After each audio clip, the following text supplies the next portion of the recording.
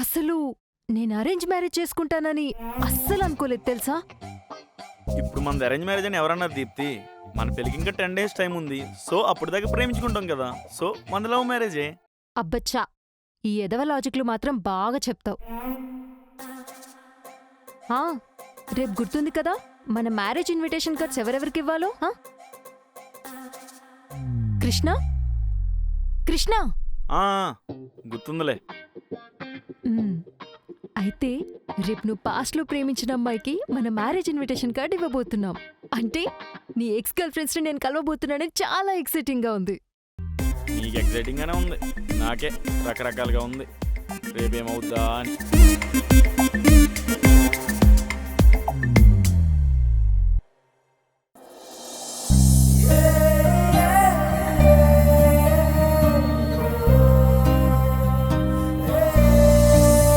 ఎలా ఉంది? బాగుందా? ముహూర్తం బాగుంటే ఇప్పుడే 3 పులు చేసేవాడిని. దానికి ఇంకా చాలా టైం ఉంది, కానీ పద వెళ్దాం. ఇప్పుడు ఇవన్నీ ఎందుకు?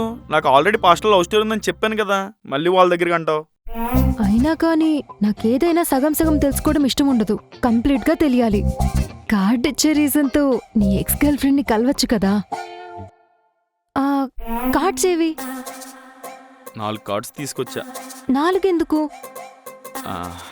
హారిక, రమ్య, ప్రియా, స్వాతి. అంటే నువ్వు నలుగురిని లవ్ చేసావా? అంటే కృష్ణ అనే పేరే కాదు, తీరు కూడా అదేనా? హలో హలో హలో, నాకంత సీన్ లేదు. అసలు ఏం జరిగిందో చెప్తాను విను. అయితే లవ్ మ్యారేజ్ చేసుకోవాలంటావు? అవునరా. అయితే నాకు చెప్తే ఉందిరా, ఎవరినో చూసి అమ్మాయిని ప్రేమించి పెళ్లి చేసుకో. ఒక్కరిని కాదురా, మరి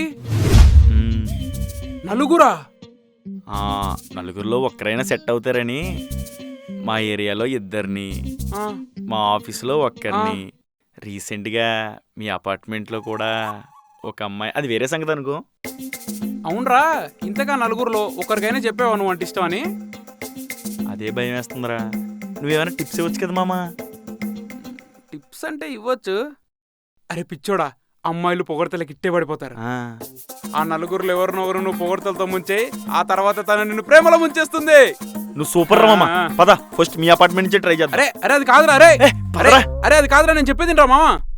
అరే వెళ్ళి మాట్లాడరా. Hello, excuse me.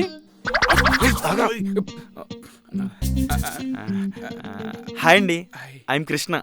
మీ ఇంటికి 4 ఇల్లు అవతలే మా ఇల్లు. అఫ్ కోర్స్ మీరు నన్ను చూసే ఉంటారు. లేదే, ఎప్పుడు చూడలేదు. అదేంటండి, మీరు మొన్న మార్నింగ్ వాక్ వెళ్తుంటే మీ కుక్క నా బైక్ మీద సుస్సు కూడా పోసింది, మర్చిపోయారా? అయితే ఇప్పుడేంటి, సర్వీసింగ్ కి డబ్బులు ఇవ్వాలా? చిచి కాదండి, మీలాంటి అందమైన అమ్మాయిని ఫాలో అయిపోతే అలాగే ఫాలో అవ్వాలని వీడు అన్నాడు. నేను కాదండి, నన్ను అంటే నా ఫీలింగ్ కూడా అదే. పడిపోయినట్టుంది. సరే కృష్ణ, ఇక్కడ నుంచి నువ్వు ఫాలో అవ్వాల్సిన అవసరం లేదులే. ఏమైంది?